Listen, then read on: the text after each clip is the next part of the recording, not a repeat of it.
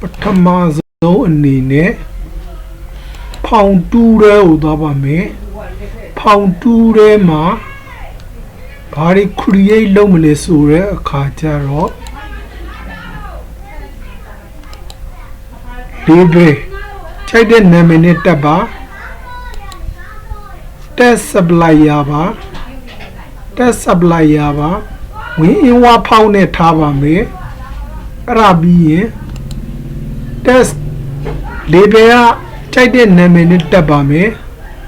ဒီကောင်က test part ပါနောက်ပြီးရင်ဒီကောင်က OPT part ပါဒီကောင်က OPT full ပါ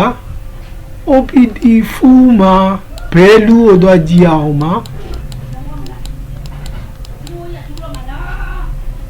value ကို true ထားတာပါတယ်ဒီမှာ value နော် value ကို true ထားတဲ့အတွက်ကြောင့်ဒီမှာဒီအပြောက်လေးတက်နေတာပါဟုတ်လားအဲ့ဒါပြီးလို့ရှိရင်အခုဒီဟာလေးပဲတိုးထားတာပါ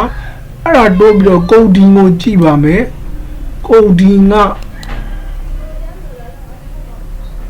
ကပထမဆုံးအနေနဲ့ general ကိုသွားကြည့်ပါမယ် general ကိုသွားကြည့်မယ်ဆိုလို့ရှိရင်ဒီမှာ flag flat integer ဆိုပြီးကြေညာထားပါတယ် flat integer ကြေညာထားတယ် flat integer ကြေညာပြီးလို့ရှိရင်အဲ့တော့ဖောင်ထဲကိုသွားကြည့်ပါမယ်ဖောင်ထဲကိုသွားကြည့်ပါမယ်ဖောင်ထဲမှာဒါတွေရေးထားပါတယ်ဟုတ်လား flat integer ပါဖောင်ထဲမှာဒါတွေရေးထားပါတယ်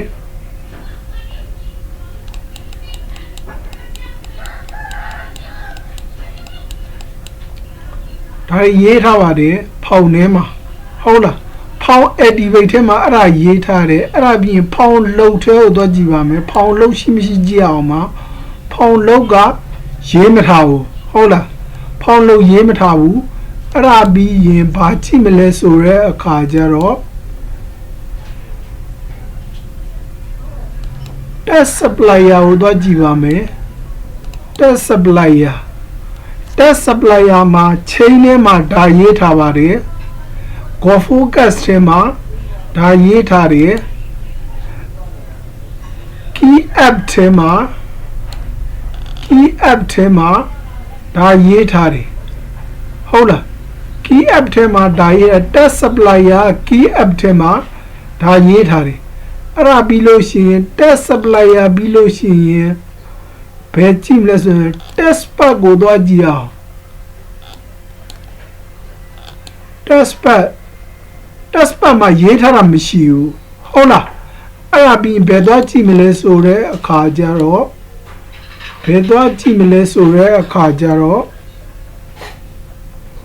OPT full ကိုသွားကြည့်ပါမယ် OPT full ထဲမှာဒီဟာတွေရေးထားပါတယ် OPT full ထဲမှာဒါတွေရေးထားတယ်ဟုတ်လားအဲ့ဒါပြီးလို့ရှိရင် OPT part ကိုသွားကြည့်အောင်ပါ OPT part ထဲမှာဒါတွေရေးထားပါတယ် OPT part ထဲမှာဒါရေးထားတယ်ဟုတ်လားရမယ်နော်အဲ့ဒါပြီးရင်ဘယ်ကောင်ရှိမလဲဆိုတဲ့အခါကျတော့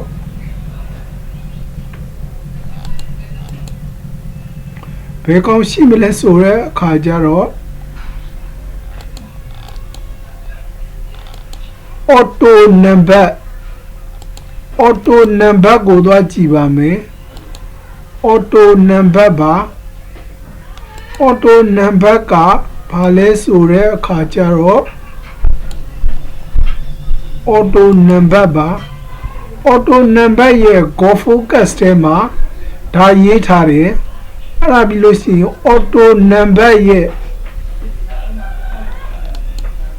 mouse app ထဲမှာဒါရေးထားတယ် auto number ရဲ့ mouse app ထဲမှာဒါရေးထားတယ်ဟုတ်လား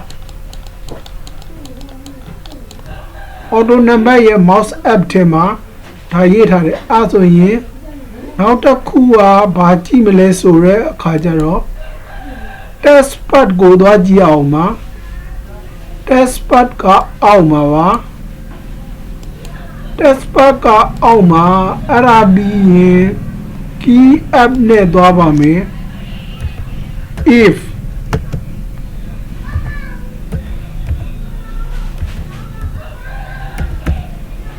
key code က73နဲ့ညီခဲ့လို့ရှိရင်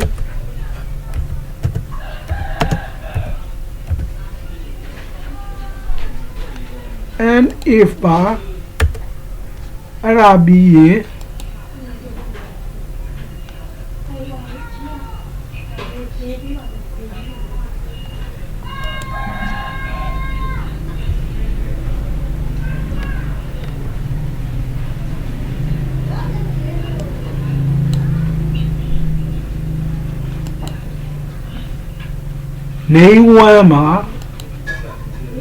နေဝမ်းမှာ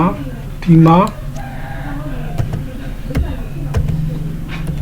နေဝမ်း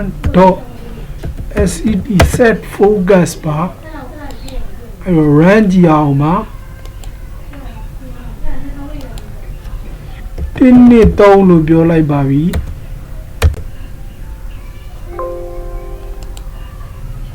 ငွေအကျရှင်းမဲ့ကောင်ကိုကလစ်ပါပြီအဲ့ဒါပြီးတင်းနှစ်3လို့ပြောလိုက်ပါပြီအန်တာပါအန်တာပါအလုတ်လောက်သွားပါတယ်ဟုတ်လားအလုတ်လောက်သွားတယ်အဲ့ဒါပြီးလို့ရှိရင်ဘာလုပ်မလဲဆိုရဲအခါကျတော့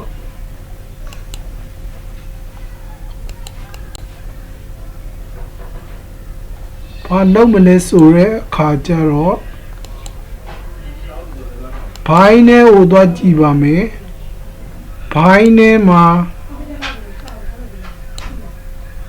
ဘိုင်းရဲ့ key press ထဲကိုသွားကြည့်ပါမယ်ဘိုင်းရဲ့ key press ထဲမှာ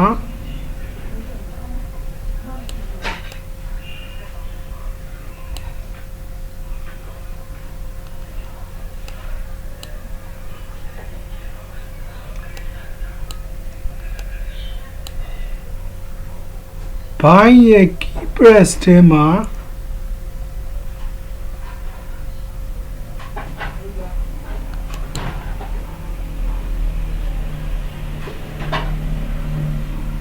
ဘိုင်းရဲ့ key press ထဲမှာဘာရေးမလဲဆိုရဲအခါကျတော့